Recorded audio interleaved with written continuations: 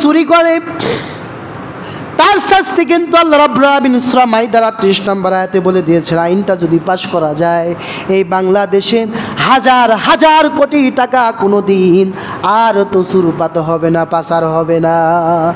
যদি পুরুষ হোক আর নারী হোক দেখার কোনো সময় নাই।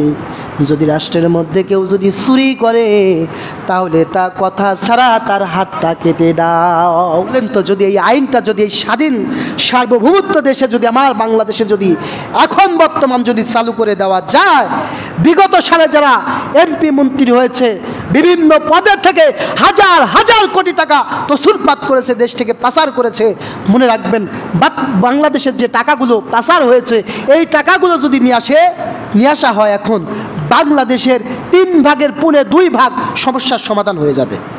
যদি সমাজের মধ্যে যদি জিনা যদি কেউ করে ফেলে, যদি নারী ধর্ষণ করে ফেলে তাদের যদি শাস্তি দেওয়া হয় সূরা নূরের 2 নম্বর আয়াত অনুযায়ী, যেই ব্যক্তি নারী ধর্ষণ করলো তাকে যদি 10টা 100 খান বেয়াদত করা হয়, আর যদি বিবাহ হয়, বিবাহিত পুরুষ বা নারী হয়, যদি এই প্রকার অশ্লীলতা কাজের মধ্যে যাওয়া যায়, যদি কেউ যায় থাকে আর যদি প্রমাণিত হয়, তাদেরকে দুনিয়ার থেকে পাথর মেরে বিদায় করার শাস্তি যদি শুরু হয়ে যায়, আমার দেশে কোনো দিন আর নারী ধর্ষণ হবে না। আমরা আশাবাদী। দেখলাম কালকে ছাত্র জনতা এক পুলিশ কনস্টেবল এবং এক ছাত্রীকে দেখলাম ধরছে, এই আকাম উকাম করতে গিয়েছে, ছাত্রছাত্রী ধরছে। শুধু ধরা নয়, পাশাপাশি কোরআন দিয়ে এদেরকে যদি বিচার করা যায় তাহলে এই সকল অশ্লীলতা ব্যয়াপনা এই বাংলাদেশ থেকে চিরতরে নির্মূল করা সম্ভব। যুক্তরাষ্ট্রে গিয়ে উড়ন্ত ট্রেন আবিষ্কার করতেছে, তাদেরকে আমরা মূল্যায়ন করি না। বাংলাদেশের ভালো ভালো ডাক্তার আছে, এই যে বাংলাদেশে যে হাসপাতালগুলোতে সিন্ডিকেট এবং অযোগ্যতা এগুলো যদি বন্ধ করা যায়, অনেক ভালো ভালো ডাক্তারগুলো আমার বাংলাদেশ থেকে চলে গেছে। এই জন্যতে পপুলার হাসপাতালগুলোতে গেলেও রিপোর্ট আর ভালো পাওয়া যায় না। আসসালামু আলাইকুম ওয়া রাহমাতুল্লাহি ওয়া বারাকাতুহু। ইন্নাল হামদুলিল্লাহিল আকরামিল্লাযী খালাকাল ইনসানা ওয়া কাররামা ওয়া আল্লামাহু মিনাল বায়ানি মা লাম ইয়ালাম فسبحان الذي لا يحصى امتنانه باللسان ولا بالقلم نشهد أن لا إله إلا الله وحده لا شريك له ونشهد أن سيدنا ومولانا محمدا عبده ورسوله الذي أرسله بالحق بشيرا ونذيرا وداعيا إلى الله بإذنه وسراجا وقمرا منيرا فقد قال الله تعالى في كلامه المجيد وفرقانه الحميد সকলেই পড়ছি আউযু বিল্লাহি মিনাশ শাইতানির রাজীম বিসমিল্লাহির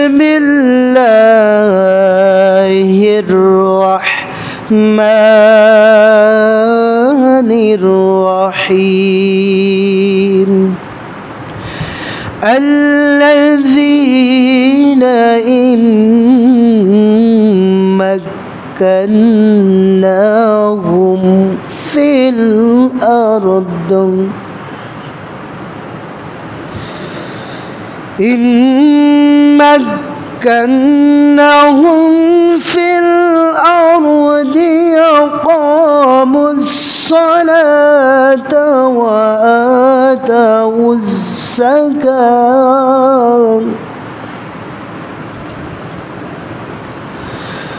وآتوا الزكاة وأمروا بالمعروف ونهوا عن المنكر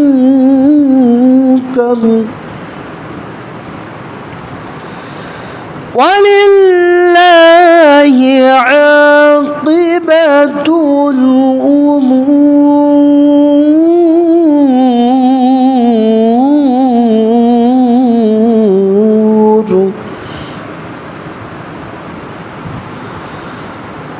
الله أكبر.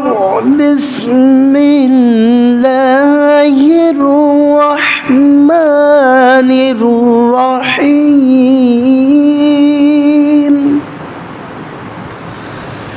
إن الله وملائكته يصلون على النبي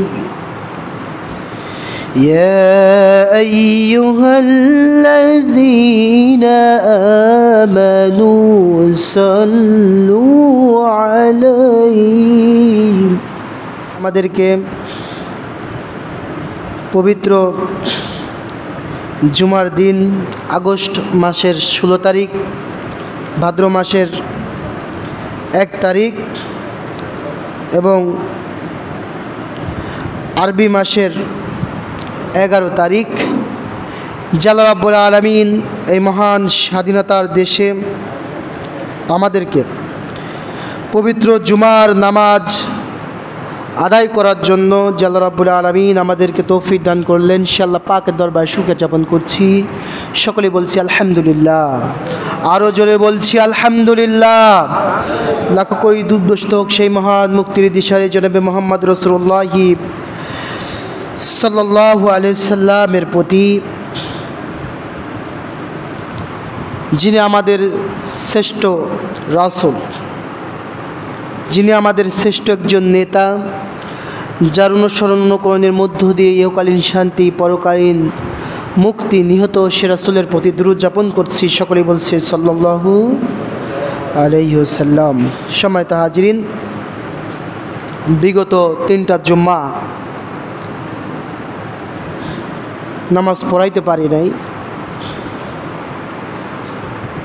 এবং দীর্ঘ অনেক কয়টা রাত, প্রায় 8 থেকে 10টা রাত বাসায় থাকতেও পারি নাই। তো যা হোক, বিশাল একটা ক্রাইসিসের মধ্যে আমরা ছিলাম। আল্লাহ রাব্বুল আলামিন সেই ক্রাইসিস থেকে আমাদের রক্ষা করেছেন, এজন্য বলি আলহামদুলিল্লাহ। এমন সময় গিয়েছে আমরা মানুষ মরলে ইন্না লিল্লাহ পর্যন্ত পড়তে পারি নাই। এমন সময় গিয়েছে জানাজা করেছি 5 মিনিট হয় নাই, প্রশাসন চলে আসছে। এমন অবস্থা গিয়েছে ওয়াজ করতে নিয়েছি, সেখানে প্রশাসনিক বাধা এসেছে। এমন গেছি কিন্তু কথা বলতে পারি নাই, বাধা দেওয়া হয়েছে। তো আশা করি এমন পরিস্থিতি থেকে আল্লাহ পাক আমাদের নিষ্কৃতি দিয়েছেন, এরকম পরিস্থিতি যেন বাংলার জমিনে আর তৈরি না হয়। আল্লাহ রাব্বুল আমিন যেন সে ব্যবস্থা করে দেন। সকলে বলেন আমিন। সম্মানিত হাজিরিন, আজকের আলোচনার বিষয়টা হচ্ছে সরাসরি স্বাধীনতা। স্বাধীনতার বিষয় নিয়ে আলোচনা হবে। স্বাধীনতা বলতে কি বুঝি? স্বাধীনতা বলতে হল যে মানুষের যে মৌলিক অধিকার, তার জীবনের অধিকার, একটা মানুষের স্বাধীনভাবে তার জীবনের অধিকার, মানুষের চলাফেরার অধিকার, বাক স্বাধীনতার অধিকার, চিকিৎসার অধিকার, আইন সমানভাবে আইনের সেবা পাওয়ার অধিকার, এগুলো মূলত হচ্ছে স্বাধীনতার অধিকার। তো আশা করি যে বাংলাদেশ আমরা বিনির্মাণের সকলেই চেষ্টা করব যাতে এই স্বাধীনতাগুলো আমাদের সকলের থাকে। জোরে বলুন আমিন।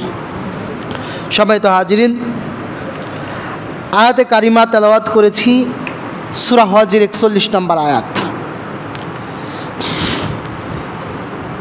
এই আয়াতে কারিমাতে আল্লাহ রাব্বুল আলামিন স্বাধীন দেশের কিছু রূপরেখা তিনি বর্ণনা করেছেন।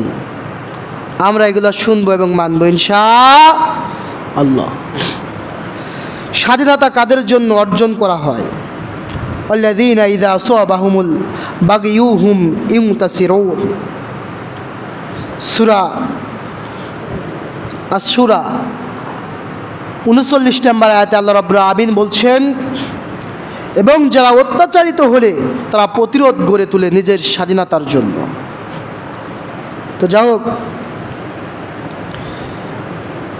যদি অন্যায় হয় সে জায়গায় স্বাধীনতা অর্জন করার মানুষের অধিকার রয়েছে, তাদের জীবন গেলেও কোনো সমস্যা। মনে রাখবেন, যারা নিজের সম্পদ রক্ষা করতে যেয়ে মারা যায়, মান কুতিলা দুনা লিহি ফাহুয়া শহীদ, নিজের সম্পদ রক্ষার্থে যে মারা যায় সে শহীদ। জোরে বলি সুবহানাল্লাহ। এবং যে নিজের পরিবার পরিজন রক্ষার্থে মারা যায় সেও শহীদ। যে নিজের পান বা নিজের ধর্ম, নিজের ধর্মকে, সেটা হতে হবে সঠিক ধর্ম। এই পৃথিবীর মধ্যে একমাত্র সঠিক ধর্ম হচ্ছে ইসলাম, বাকি ধর্মের মধ্যে ভেজাল আছে অনেক। নিজের ধর্ম রক্ষার্থে যে ব্যক্তি মারা যায় সেও শহীদ, নিজের দেশ রক্ষার্থে যে মারা যায় তারাও শহীদ। অতএব আমার দেশে যে সকল ভাই বোনগুলো মারা গেল এরা সকলেই শহীদ। জোরে বলি আলহামদুলিল্লাহ। আল্লাহ পাক যেন তাদের জীবনের গুনাহগুলো মাফ করে তাদেরকে যেন, যারা মুসলমান তাদের সকলকেই আল্লাহ রাব্বুল আমিন যেন জান্নাতুল ফেরদাউস দান করে দেন। জোরে বলি আমিন। সম্মানিত হাজরিন, যে আয়াতে কারিমাটি তেলাওয়াত করেছি, চলুন এখান থেকে আলোচনা শুরু করি ইনশাআল্লাহ। আল্লাহ রাব্বুল আলামিন স্বাধীন দেশের সার্বভৌমত্ব রক্ষার জন্য, সেই স্বাধীনতাকে অক্ষুণ্ণ রাখার জন্য আল্লাহ রাব্বুল আমিন 4টা দফা দিয়ে দিয়েছেন। দফাগুলো এক এক করে আমরা শুনবো এবং জানবো, মানবো ইনশাআল্লাহ। আল্লাহ রাব্বুল আমিন বলছেন সূরা হজ 22 নম্বর সূরা আয়াত নাম্বার 41, আল্লাহ রাব্বুল আমিন বলছেন, আল্লাযীনা ইম্মাক্কান্নাহুম ফিল আরদি ইয়াকুমুস সালাতা ওয়া আতাউস যাকাতা ওয়া আমারু বিল মা'রুফ ওয়া নাহাউ আনিল মুনকার ওয়ালিল্লাহিল আকিবাতুল উমুর। আল্লাহ রাব্বুল আমিন বলছেন, আমি যদি আমার বান্দাদেরকে, যাদেরকে এই পৃথিবীতে প্রতিষ্ঠা দান করে দেই, রাষ্ট্র ক্ষমতা যদি তাদের হাতে উঠাই দেই, তাদের কর্ম হবে প্রথমত 4টা। যারা ক্ষমতা পাবে মুসলমানগণ, তাদের দফা, তাদের দাবি, তারা যে কাজগুলো করবে প্রথমে হচ্ছে তারা প্রথমে নামাজ কায়েম করবে। সমাজের মধ্যে সর্বপ্রথম আকামাস সালাত, প্রথমে নামাজ আদায় করবে, নামাজকে রাষ্ট্রীয়ভাবে প্রতিষ্ঠিত করবে। কেননা নামাজ যে আল্লাহর ভয়ে বান্দাগুলো পড়তে যাবে, এই নামাজ পড়ার কারণে ওই বান্দাগুলো আল্লাহকে যখন সামনে রেখে দেবে, তখন অন্যায় কাজগুলো তাদের দ্বারা কখনো সংগঠিত হবে না, কখনো হতে পারে না। কোনো অন্যায় কাজগুলো তাদের দ্বারা হবে না। যেমন আল্লাহ রাব্বুল আমিন বলছেন, ইন্নাস সালাতা তানহা আনিল ফাহশাই ওয়াল মুনকার। সূরা আনামের 45 নম্বর আয়াতে আল্লাহ রাব্বুল আমিন বলছেন, নিশ্চয়ই নামাজ সমস্ত প্রকার অন্যায় অশ্লীল কাজ থেকে মানুষকে বিরত রাখে। আপনি একটু চিন্তা করুন তো, আপনি নামাজ পড়েন 5 ওয়াক্ত, দাড়ি রেখেছেন, টুপি পাঞ্জাবি পরে, আপনি কি বলুন তো যেখানে গান বাজনা হচ্ছে সেখানে যাইতে পারবেন নাকি? যাওয়া যাবে? আপনি 5 ওয়াক্ত নামাজ পড়েন, যেখানে অশ্লীলতা হয় সেখানে যাইতে পারবেন না, হবে না আপনার দ্বারা। অন্যায় কাজগুলো আপনার দ্বারা তখন সেখানে করা সম্ভব হবে না। 2 নাম্বার যে বিষয়টা আল্লাহ রাব্বুল আমিন তারপরে হাইলাইটস করেছেন, সেটা হচ্ছে দারিদ্র বিমোচনে কাজ করা। কেননা সমাজের মধ্যে যদি একদল শুধু ধনী থেকে যায়, একদল যদি গরিব থেকে যায়, ওই সমাজের মধ্যে ওই ধনী ব্যক্তি হোক আর যেই ব্যক্তি হোক, তাদের জীবনের কোনো গ্যারান্টি থাকে না। ওই সমাজের মধ্যে অন্যায় বেড়ে যায়, খুন বেড়ে যায়, রাহাজানি বেড়ে যায়, ডাকাতি বেড়ে যায়। কারণ যখন পেটে ক্ষুধা থাকে দুনিয়ার আর কোনো কিছু ভালো লাগে না। আল্লাহ রাব্বুল আলামিন সেজন্য বলছেন ওয়া আতাউজ যাকাত, আর রাষ্ট্রীয়ভাবে যাকাতকে প্রতিষ্ঠিত করো। যখন রাষ্ট্রীয়ভাবে যাকাতটা প্রতিষ্ঠিত হয়ে যাবে, মানুষের মধ্যে একটি সমতা চলে আসবে।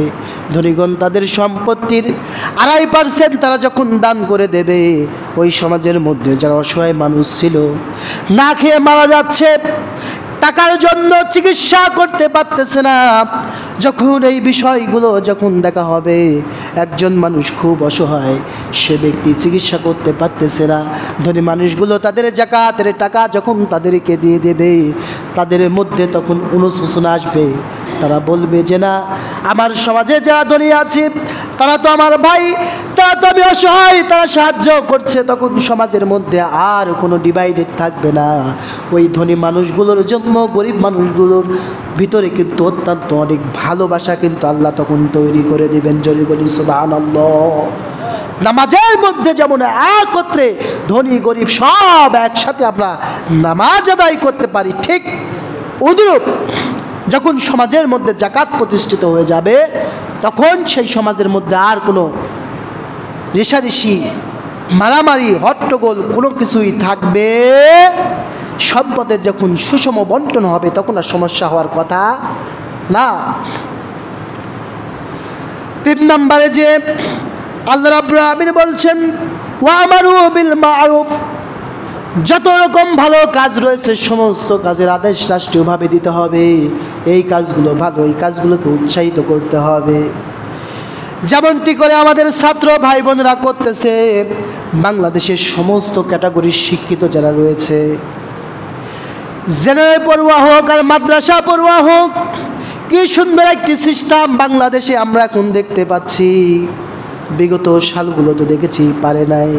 বাজার মনিটরিং করতেছে ছাত্ররা, কত সুন্দর সমতা, সেখানে জিনিসপাতির দাম কিন্তু অলরেডি কম কম। ট্রাফিক পুলিশ এতদিন বলে রাস্তার যানজট নিরসনের কাজ করেছে, কিন্তু ঠিকমতো তারা সামাল দিতে পারে নাই। কিন্তু ছাত্র সমাজ দেখিয়ে দিয়েছে কেমনে করে দেশের ট্রাফিক নিয়ন্ত্রণ করতে হয়, যানজট দূর করতে হয়। কেমনে সব তরুণরা মাঠে নেমে এখন এগুলো হচ্ছে, ঘুষ নিচ্ছে, ধরে দিচ্ছে। আমাদের ছাত্র সমাজগুলো দেখিয়ে দিচ্ছে কেমনে করে সব কিছু ঠিকঠাক করতে হয়। এগুলো তখনই সম্ভব হবে যখন মানুষের মধ্যে নীতি নৈতিকতা বোধটা তৈরি করা হবে। কিন্তু আমাদের মধ্যে তো নীতি নৈতিকতার এতটা অবক্ষয় হয়ে গিয়েছিল যে 200 টাকার জন্য মানুষ হত্যা করতে দ্বিধাবোধ করে নাই। হাজার হাজার কোটি টাকার মানুষ হয়েছে দুর্নীতি করে। আমরা দেখেছি, খবরে দেখলাম আমাদের স্বরাষ্ট্রমন্ত্রী সাহেব শুধু ঢাকা কারণ বাজার থেকেই প্রতিদিন 1.5 কোটি টাকা চাঁদা উঠাইতেন। চিন্তা করেছেন? এবং পুলিশ নিয়োগের ক্ষেত্রে দেখেছি 300 কোটি টাকার পায় তিনি ঘুষ নিয়েছেন এ পর্যন্ত। জোরে বলুন সুবহানাল্লাহ।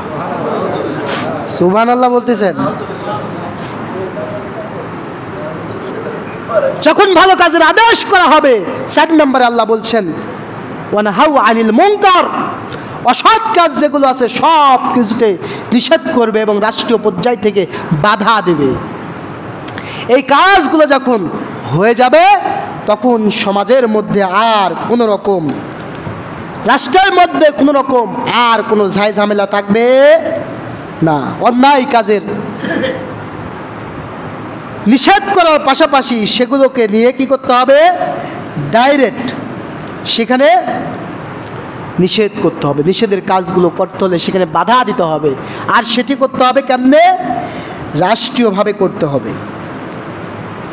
যেমনটি করে একটা দেশ যখন চালাইতে গিয়া সেখানে ভালো কাজ হবে, অশ্লীল কাজগুলো হবে, সব কাজ হবে, কিন্তু অন্যায় কাজগুলোর শাস্তি সেখানে প্রয়োগ করতে হবে। কোরআনের একাধিক প্রায় 500 আয়াত রয়েছে আমাদের পবিত্র কোরআনে, যেখানে রাষ্ট্রীয় সেই আইনগুলো বাস্তবায়ন যদি করা যায়, এই যে বৈষম্য আন্দোলন বাংলাদেশে হয়ে গেল, এই আইনগুলো যদি কোরআনের থেকে যায়, এই সমাজের মধ্যে কোনো বৈষম্য থাকবে না, কোনো প্রকারের বৈষম্য থাকবে না। যেমনটি করে যদি কেউ চুরি করে তার শাস্তি কিন্তু আল্লাহ রাব্বুল আলামিন সূরা মাইদার ৩৮ নম্বর আয়াতে বলে দিয়েছেন, আইনটা যদি পাশ করা যায় এই বাংলাদেশে হাজার হাজার কোটি টাকা কোনো দিন আর তো সুরপাত হবে না, পাচার হবে না। আল্লাহ রাব্বুল আলামিন বলছেন ওয়াস-সারিকু ফাকতাউ আইদিয়াহুমা জাযাআম বিমা কাসাবা নাকালাম মিনাল্লাহ। সূরা মাইদা ৩৮ নম্বর আয়াত। আল্লাহ রাব্বুল আলামিন বলছেন চোর যদি পুরুষ হোক আর নারী হোক দেখার কোনো সময় নাই। যদি রাষ্ট্রের মধ্যে কেউ যদি চুরি করে তাহলে তা কথা ছাড়া তার হাতটা কেটে দাও, কথা ছাড়া তার হাত কেটে দাও। বলেন তো, যদি এই আইনটা যদি এই স্বাধীন সার্বভৌমত্ব দেশে যদি আমার বাংলাদেশে যদি এখন বর্তমান যদি চালু করে দেওয়া যায়, বিগত সালে যারা এমপি মন্ত্রী হয়েছে বিভিন্ন পদে থেকে হাজার হাজার কোটি টাকা তসরুপাত করেছে, দেশ থেকে পাচার করেছে, মনে রাখবেন বাংলাদেশের যে টাকাগুলো পাচার হয়েছে এই টাকাগুলো যদি নিয়ে আসা হয় এখন বাংলাদেশের ৩ ভাগের 2 ভাগ সমস্যার সমাধান হয়ে যাবে। তাহলে কত টাকা পাচার হয়েছে বুঝেন, কত টাকাগুলো পাচার করা হয়েছে। যদি এই কাজটা যদি করা যায়, এই চোরগুলোকে যদি ধরে ঢাকা যদি আমাদের বাংলাদেশের সুপ্রিম কোর্টের সামনে যদি এদের বিচার করা হয় তাহলে এই বাংলাদেশে আর যেই ক্ষমতায় আসুক আমাদের টাকা পয়সাগুলো চুরি করার সাহস পাবে না। এই আইনগুলো যদি কোরআন দ্বারা যদি চালু হয়ে যায়। 2 নম্বরে, যদি সমাজের মধ্যে যদি জিনা যদি কেউ করে ফেলে, যদি নারী ধর্ষণ করে ফেলে তাদের যদি শাস্তি দেওয়া হয় সূরা নূরের 2 নম্বর আয়াত অনুযায়ী, যেই ব্যক্তি নারী ধর্ষণ করলো তাকে যদি 10টা 100 খান বেয়াদত করা হয়, আর যদি বিবাহ হয় বিবাহিত পুরুষ বা নারী হয়, যদি এই প্রকার অশ্লীলতা কাজের মধ্যে যাওয়া যায়, যদি কেউ যায় থাকে আর যদি প্রমাণিত হয় তাদেরকে দুনিয়ার থেকে পাথর মেরে বিদায় করার শাস্তি যদি শুরু হয়ে যায়, আমার দেশে কোনো দিন আর নারী ধর্ষণ হবে না। আপনার আমার মেয়েকে পাঠাই বিশ্ববিদ্যালয়গুলোতে লেখাপড়া করার জন্য। আফসোসের বিষয় হলেও সত্য, সেদিন দেখলাম জাহাঙ্গীরনগর বিশ্ববিদ্যালয় থেকে, কথা বলেন না, জাহাঙ্গীরনগর বিশ্ববিদ্যালয় থেকে দেখা গেল অস্ত্র কত কিছু বের হলো, তার সাথে ফার্মেসির ভাষাটা মুখে আনতে পারতেছি না,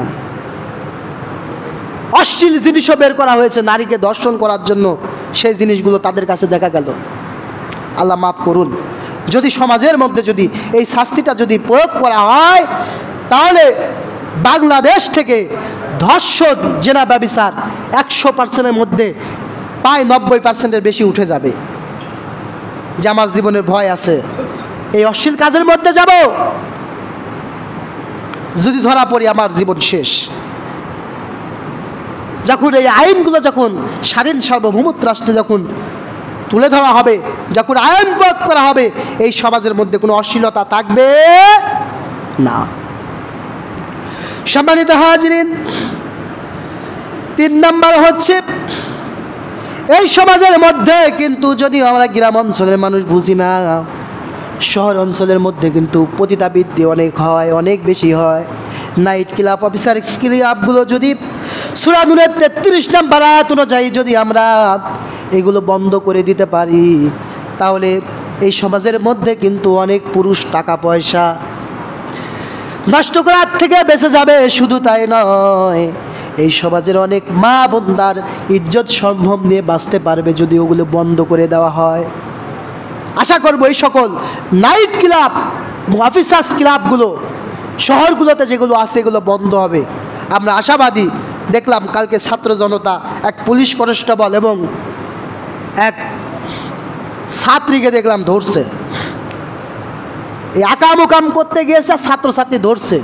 শুধু ধরা নয়, পাশাপাশি কোরআন দিয়ে এদেরকে যদি বিচার করা যায় তাহলে এই সকল অশ্লীলতা ব্যয়াপনা এই বাংলাদেশ থেকে চিরতরে নির্মূল করা সম্ভব। কথা বলুন, ঠিক নাকি? ঠিক না? অবশ্যই ঠিক। আশা করি যারা রাষ্ট্রপ্রধান দায়িত্ব যাবেন এই সকল আইনগুলো তারা চালু করবেন, যাতে এই বাংলাদেশে আর কোনো অকারেন্স যাতে কেউ না করতে পারে।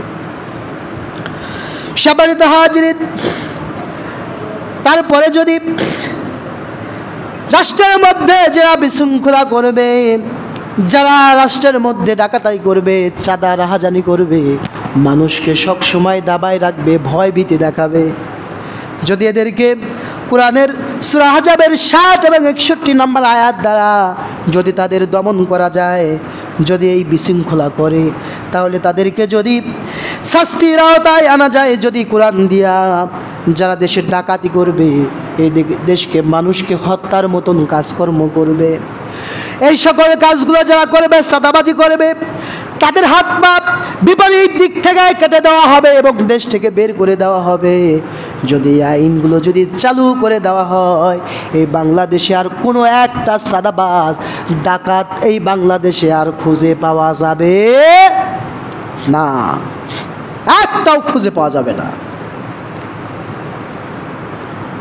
সম্মানিত হাজিরিন, আমরা মুসলমান সব ধরনের আইন কানুন বিগত দেখেছি, এবার আশা রাখবো আমরা রাষ্ট্রীয় পর্যায়ে আমাদের এই কোরআনটাকে পার্লামেন্টে পৌঁছানোর জন্য, যাতে এই কোরআন দিয়ে এই দেশ যদি চলে, সোনার বাংলাদেশ আসলেও সোনা হয়ে যাবে। জোরে বলি সুবহানাল্লাহি ওয়া বিহামদিহি। আমি কিছু গবেষণা করেছি, দেখলাম বাংলাদেশে যে পরিমাণ ইনকাম, এই ইনকাম দিয়ে যদি বাংলাদেশকে একদম সুষম বন্টন যদি করা যায়, দুর্নীতি যদি না হয়, এই বাংলাদেশ 3 থেকে 5 বছর লাগবে সিঙ্গাপুর হইতে। জোরে বলি সুবহানাল্লাহ। সিঙ্গাপুর যেমন উন্নত দেশ, আমার দেশে যদি 5টা বছর যদি এই দুর্নীতি, ঘুষ, এগুলো যদি চাঁদাবাজি যদি না হয়, তাহলে মাত্র 5টা বছরের মধ্যে আশা করা যায় এদেশ সিঙ্গাপুরের কাছাকাছি চলে যাবে। আমার দেশে এমন এমন বিজ্ঞানী আছে, আপনি কল্পনা করতে পারবেন না। এই যে তেল রপ্তানি করি, হাজার হাজার কোটি টাকা দিয়ে তেল রপ্তানি করতেছি, আমার দেশের যেই হাজার হাজার বাস, ট্রাক, মাইক্রোবাস, মোটরসাইকেল চলে, এগুলো যদি আমাদের দেশে যদি হাইড্রোজেন দিয়ে যদি চালিত হয়, তাহলে দেখা যাবে 3 ভাগের 2 ভাগ আর তেল আমদানি করা লাগবে না, হাজার হাজার কোটি টাকা বেঁচে যাবে। আমার দেশে এমন বিজ্ঞানীও আছে, কিন্তু তাদের মূল্যায়নের অভাবে আমার দেশটা উন্নয়ন হচ্ছে না। ঢাকা বিশ্ববিদ্যালয়ের ছাত্র গিয়ে যুক্তরাষ্ট্রে গিয়ে উড়ন্ত ট্রেন আবিষ্কার করতেছে, তাদেরকে আমরা মূল্যায়ন করি না। বাংলাদেশের ভালো ভালো ডাক্তার আছে, এই যে বাংলাদেশে যে হাসপাতালগুলোতে সিন্ডিকেট এবং অযোগ্যতা, এগুলো যদি বন্ধ করা যায়, অনেক ভালো ভালো ডাক্তারগুলো আমার বাংলাদেশ থেকে চলে গেছে। এই জন্যতে পপুলার হাসপাতালগুলোতে গেলেও রিপোর্ট আর ভালো পাওয়া যায় না। যদি এই সকল ব্যক্তিগুলোকে যদি মূল্যায়ন করা যায়, তাহলে আমার দেশের চিকিৎসা ব্যবস্থা যে পরিমাণ খরচ আমাদের, এর থেকে অর্ধেকে নেমে আসবে। সম্মানিত হাজিরিন, যদি এই অন্যায় কাজগুলো যদি বন্ধ করা যায়, তাহলে এই বিশৃঙ্খলা যদি দমন করা যায় সূরা আহজাবের 60 এবং 61 নম্বর আয়াত অনুযায়ী, তাহলে এই দেশটা অরিজিনালি সোনার দেশ হয়ে যাবে। তারপরে যে মূল্যবান কথাটি আল্লাহ রাব্বুল আলামিন বলেছেন 5 নম্বরে, আমরা যদি স্বাধীনভাবে বসবাস করতে যাই, তাহলে আল্লাহ রাব্বুল আলামিন যেই কথাটা রাষ্ট্রের জন্য সূরা নিসার 5 নম্বর আয়াতে আল্লাহ রাব্বুল আলামিন বলছেন, ওয়ালা তুতুস সুফাহা আমওয়ালাকুমুল্লাতী জাআলাল্লাহু লাকুম কিয়ামান ওয়ারযুকুহুম ফিহা আকসুহুম ওয়া কুলু লাহুম কাওলাম মা'রুফা। আল্লাহ রাব্বুল আলামিন বলছেন, আর তোমাদের যে ধন সম্পদকে আল্লাহ তোমাদের জীবন ধারণের মাধ্যম পরিণত করে দিয়েছেন, তা নির্ভর লোকদের হাতে তোমরা দুর্নীতিগ্রস্ত যা সম্পদের অপব্যবহার করে, তাদের হাতে তোমরা তোমাদের সম্পদগুলো তুলে দিও না।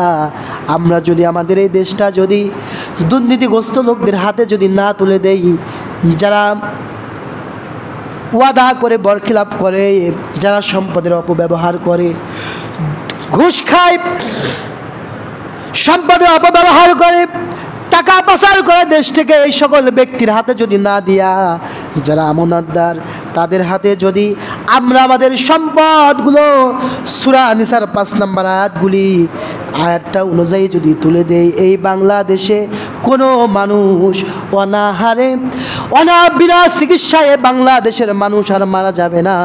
যদি এই কাজটা আমরা সকলে মিলে যদি করতে পারি, আমাদের বাংলাদেশটা অরিজিনালি সোনার বাংলাদেশ হয়ে যাবে, অরিজিনালি হয়ে যাবে। সূরা নিসার 5 নম্বর আয়াতটা যদি আমরা যদি সকলেই যদি মেনটেন করে চলি, সম্মানিত হাজিরিন, আমাদের চেষ্টা থাকবে স্বাধীন সার্বভৌমত্ব দেশে যাতে আর কোনো দুর্নীতিবাজ, আর কোনো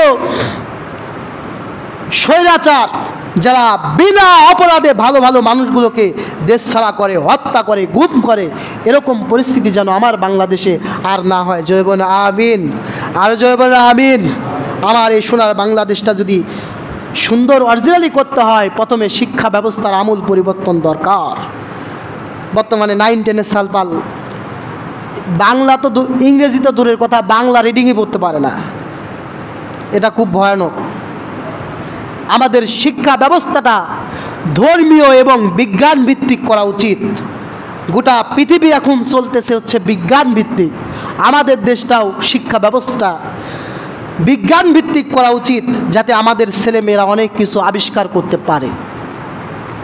2 নাম্বার হচ্ছে উন্নত করতে হলে দেশটা অর্থনৈতিকভাবে উন্নয়ন করার দরকার। আমার দেশে কিন্তু আমাদের সমুদ্রের নিচে কিন্তু ইউরেনিয়াম পাওয়া গেছে, এই যেটা দিয়ে পারমাণবিক বিদ্যুৎ কেন্দ্র দেখছেন না, এই ইউরেনিয়াম আমাদের বাইরে থেকে নিয়ে আসার দরকার নাই। যদি আমরা বিজ্ঞানীদেরকে মূল্যায়ন করি, তাদেরকে গবেষণা করার যদি সুযোগ দেই, আমার দেশে কোনোদিন আর লোডশেডিং দেখার দরকার হবে না। দামি ধাতুর মধ্যে ওটা একটা। তো যাই হোক, 3 নাম্বার যুব সমাজকে কাজে লাগানো। এই যে বেকার যুবক আমার বাংলাদেশে একটা বোঝা হয়ে গেছে, অনেক শিক্ষিত হচ্ছে কিন্তু বাস্তবতার ক্ষেত্রে কোনো কাজের মিল পাওয়া যাচ্ছে না। আমাদের রাষ্ট্রপ্রধান যারা আছে, আমরা তাদের কাছে অনুরোধ করব, আমাদের এই যুব সমাজের জন্য যেন বিশাল একটা উদ্যোগ গ্রহণ করা হয়, তাদের গবেষণা এবং অন্যান্য কাজের যেন সুযোগ সুবিধা দেওয়া হয়, যাতে আমাদের ছেলেমেয়েরা বেকার না থাকে। সম্মানিত হাজিরিন, আমরা চেষ্টা করব স্বাধীন সার্বভৌমত্ব বজায় রাখার জন্য, রাষ্ট্রে উন্নয়ন করার জন্য যে কাজগুলো আমাদের করা উচিত, আমরা সকলেই সহযোগিতা করব এবং করব। এবং চাঁদাবাজি, দুর্নীতি, সুদ, ঘুষ, জেনা, ব্যভিচার, এগুলোর বিরুদ্ধে আমরা প্রতিরোধ গড়ে তুলব ইনশাআল্লাহ, যাতে আমাদের সমাজটা ঠিক থাকে। আমরা কাঁধে কাঁধে মিলিয়ে কাজ করব, কেউ কাউকে আঘাত করব না। যারা আমাদের আঘাত করেছে আমরা তাদেরকে মাফ করে দেই, যারা আমাদের বাড়ির থাকতে দেয় নাই, আমাদের নামে মামলা দিয়েছে, তাদেরকে আমরা মাফ করে দেই, যাতে তাদের অনুশোচনা হয় এবং আল্লাহ যেন তাদের হেদায়েত করেন। সকলে বলেন আমিন। আল্লাহ যেন তাদের সঠিক বুঝ দান করেন, যাতে তারা এই অন্যায় কাজগুলো আর না করে। বিনা অপরাধে মানুষকে অনেক হেনস্থা করেছে। তো সম্মানিত হাজরিন, আসুন আমরা সকলেই কাঁধে কাঁধ মিলিয়ে এই রাষ্ট্রটাকে, এই সমাজটাকে আমরা উন্নত করি, যাতে আমাদের প্রজন্মের ছেলে মেয়ে যারা হচ্ছে, এই সকল ছেলে মেয়েগুলো যাতে ভবিষ্যতে দুহাত তুলে আল্লাহর কাছে দোয়া করতে পারে যে না, আমাদের পূর্বপুরুষগণ এই দেশটাকে সুন্দর করে দিয়েছেন, আমরাও যাতে রাখি, এবং আল্লাহ যেন তাদেরকে মাফ করে দেন। জয় বলেন আমিন। আসুন আমরা সকলেই চেষ্টা করব এবং ইসলামী কাজে সকলেই সহযোগিতা করব। সকলেই ইসলামিক কাজগুলোতে সাহায্য সহায়তা করবেন, কারণ ইসলামই পারে সমস্ত প্রকার বৈষম্যকে দূর করতে। কথা বলুন ঠিক কিনা? আসুন আল্লাহ পাক তৌফিক দান করুন। যা সুন্নত নামাজটা পড়ি নাই, আমার সুন্নত নামাজটা সকলেই মিলে